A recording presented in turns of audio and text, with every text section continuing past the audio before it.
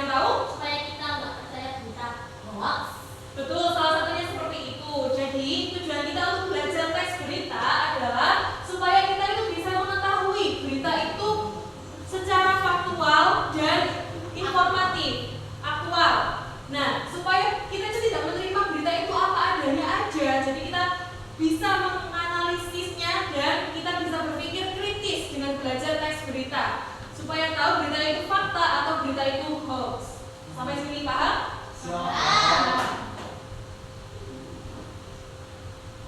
Selanjutnya, berita dan teks berita.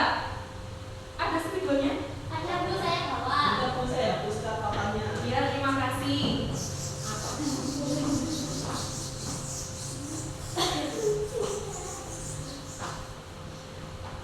Terima kasih ya Mas Sofi. Yes. Di sini berita menurut KBBI Kamus Besar Bahasa Indonesia adalah sebuah cerita karangan yang memuat informasi, kejadian atau peristiwa yang sedang tren atau yang sedang hot. Jadi berita itu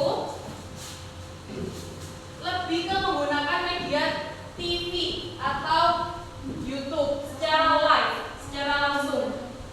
Sedangkan teks berita adalah teks yang berisi laporan tentang peristiwa, kejadian, informasi penting untuk masyarakat. Nah, teks berita itu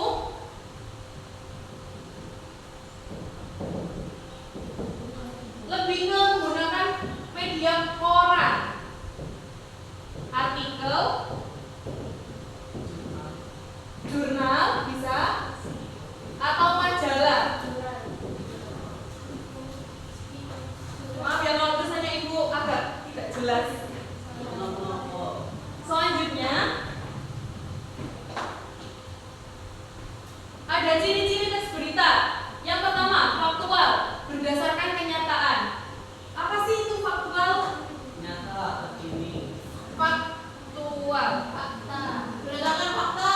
Berdasarkan fakta. Jadi berita itu sesuai yang ada di lapangan. Berita itu yang ada di lapangan seperti ini ya kita harus memberitakannya seperti ini. Tidak boleh ada orang yang merubahnya atau penulis itu merubah dengan opininya pribadi, itu tidak boleh.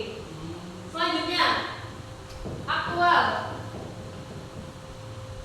atau peristiwa baru. Jadi berita itu selalu up to date dan kita itu selalu mencari berita yang trending atau sedang hangat-hangatnya ya. Ya.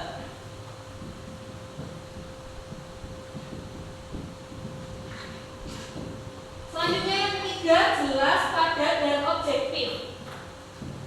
Jelas artinya berita itu tidak bersifat ambigu. Kalau berita bersifat ambigu, maka akan membingungkan orang lain atau bersifat yang tidak baik.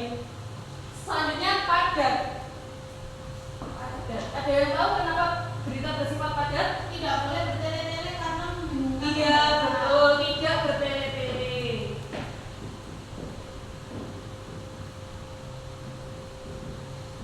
Selanjutnya objektif.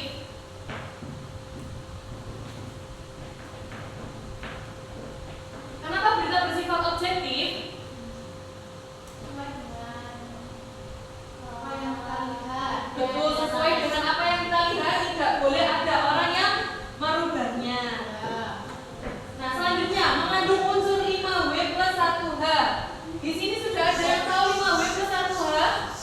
Insya Allah tahu Mas Sofi mau tahu. Apa saja 5W plus 1H itu? Buat. Wah, Wow. kita tuh bisa menghafalkannya dengan mudah, yaitu dengan singkatan adisiba. Iya, Mas Sofi mau tahu ini. Kelihatan atau ibu sebelah sini? Ya. A untuk apa? Di untuk di mana? K untuk kapan? Si untuk siapa? M untuk mengapa? B bagaimana?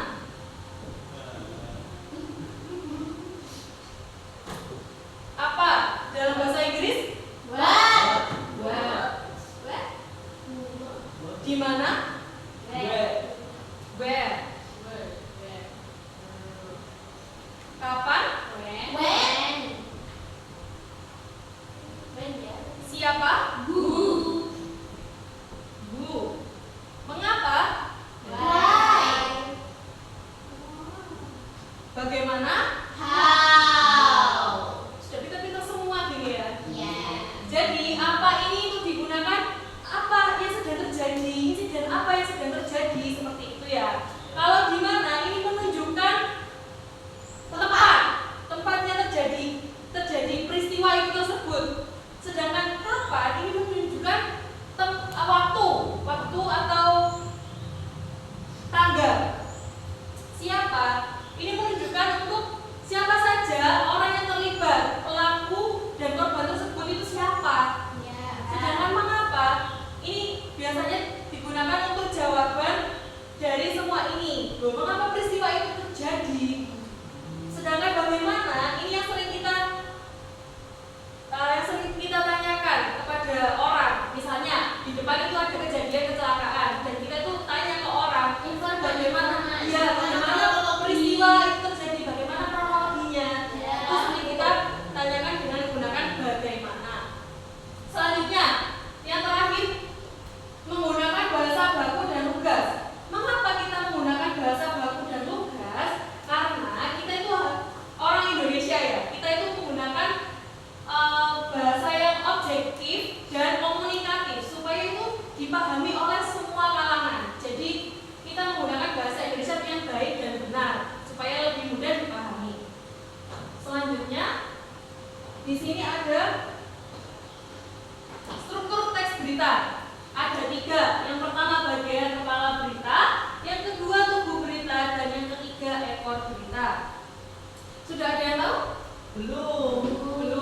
Jadi kepala berita itu lebih menjelaskan semua tentang isi berita dan mengandung 5 unsur, 5W plus 1H. Termasuk apa, di mana, kapan, siapa, mengapa, dan bagaimana. Itu ada di kepala berita. Sedangkan tubuh berita, kita itu isinya lebih ke jawaban dari mengapa dan bagaimana peristiwa itu terjadi. Sedangkan ekor berita itu bisa ada, bisa tidak, bersifat opsional.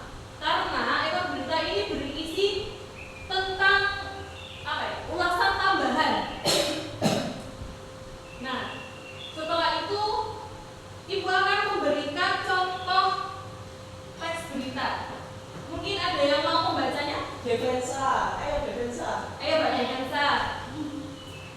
Desa Mandiri Energi Jombang olah limbah tahu menjadi biogas rumah tangga. Sebuah terobosan ramah lingkungan muncul dari salah satu sentra industri tahu di Desa Sumbermulyo, Jombang. Sejak awal Januari lalu, warga setempat berhasil mengimplementasikan sistem instalasi pengolahan air limbah atau disebut IPA yang mampu mengubah limbah cair tahu menjadi biogas untuk kebutuhan memasak sehari-hari.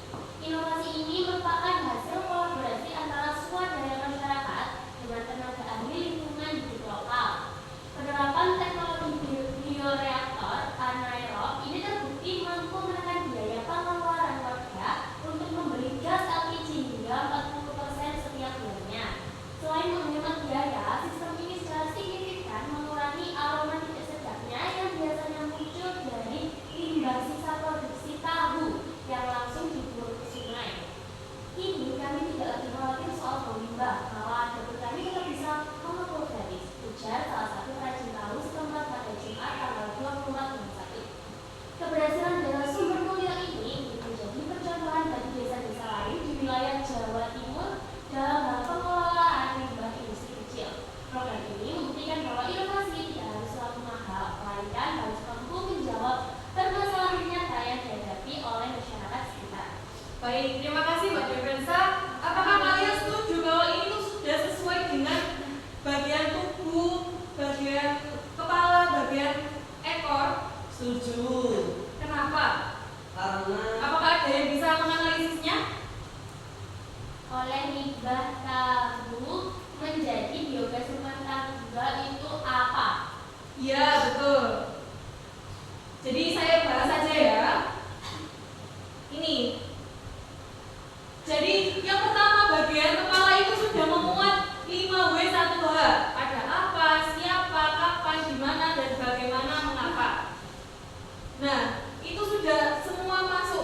bagian kepala.